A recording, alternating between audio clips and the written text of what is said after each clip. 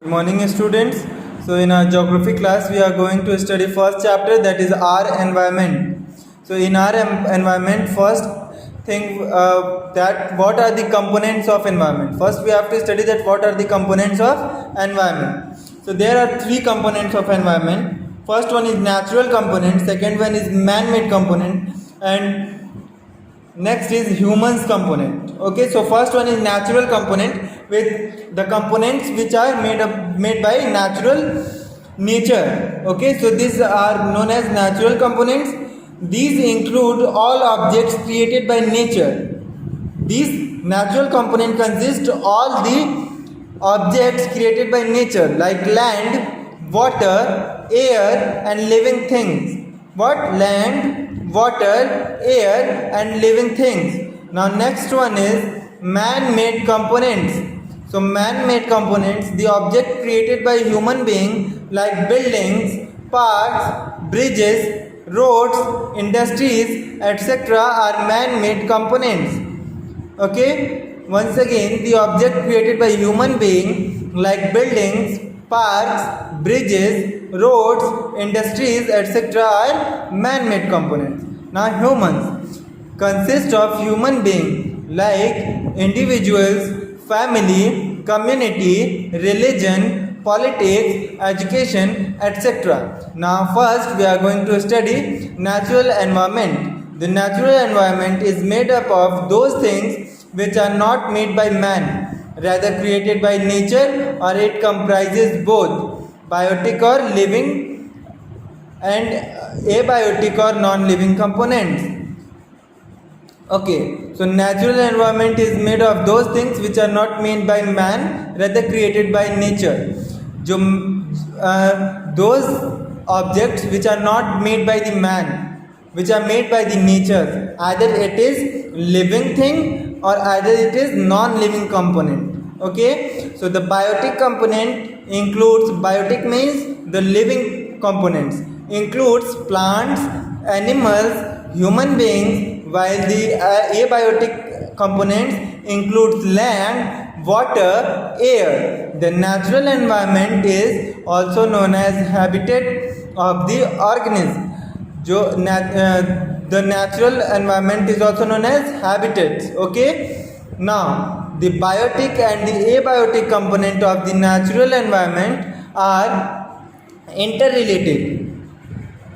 The living thing and non-living thing of a natural environment are interrelated, and there is a constant interaction between them. Actually, the components of the natural environment are dynamic in nature. If there is a change in one component of the natural environment, it will create a change in other. Means they are interrelated. If a living thing is changed, then it will affect non-living thing, and if non-living thing is changed, it will affect the living things. Okay, the component of the natural environment such as lands, water, air, plants, animals and human beings are also the domains or realms of our earth.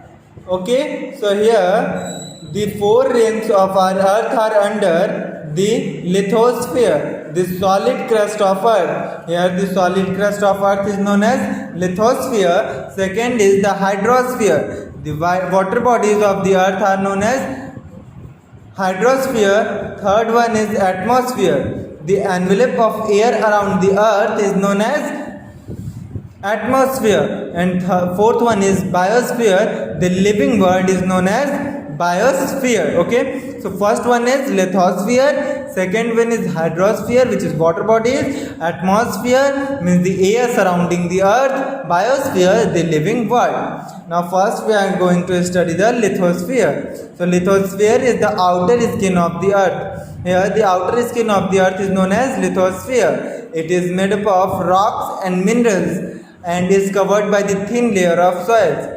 What? The lithosphere covers the thin layer of soil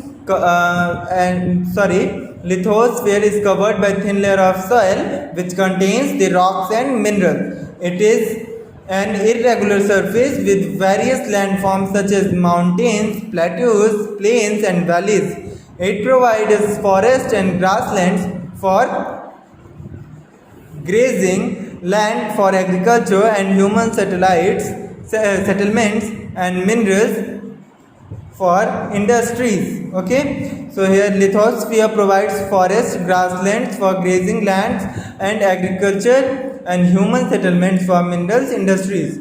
Now the hydrosphere. So hydrosphere is a water bodies present on the earth's surface. It is derived from the Greek word hydra, means vapor. All water bodies of earth together form hydrosphere. All forms of precipitation like ice, snow, rain, etc. are also a part of hydrosphere. Means each part of water bodies like rivers and ponds are the components of hydrosphere, and here the rain, snow, ice are also a part of hydrosphere. Hydrosphere is essential for the support of life on this planet. About 70% of Earth's surface is covered with water.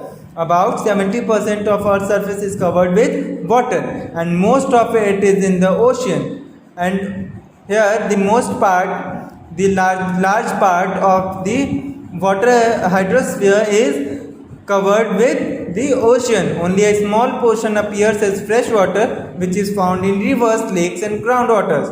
Here only small amount of fresh water is present, which is present in rivers, lakes and groundwaters. Now the atmosphere. So what is the atmosphere? Atmosphere has been derived from a Greek word atom, which means air. So here the earth is surrounded by the airs, which is divided into different layers like stratosphere, ionosphere, exosphere, and which contains the airs, different types of gases like nitrogen, oxygen, carbon dioxide, ozone, helium, hydrogen, etc. These different types of gases, and the layers are divided on the properties or on the compositions of gases. It protects us from the harmful solar radiation. The atmosphere protects us from the harmful solar radiation, or like ultraviolet rays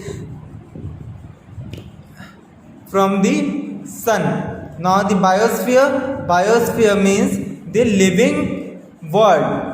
The lithosphere, hydrosphere and atmosphere, land, water, air are made up of non-living matter, while biosphere is a sphere of living organisms. It is found when lithosphere, hydrosphere and atmosphere meet and interact with each other to support life. It is narrow zone about 24 km thickness, which extends a little above and below the surface of, means when lithosphere, hydrosphere and atmosphere all meets together to support a life on this earth, then this makes the living world. Okay, so and makes a biosphere. Now in next lecture we will discuss about the ecosystem, human environment, importance of natural environment, etc. Thank you.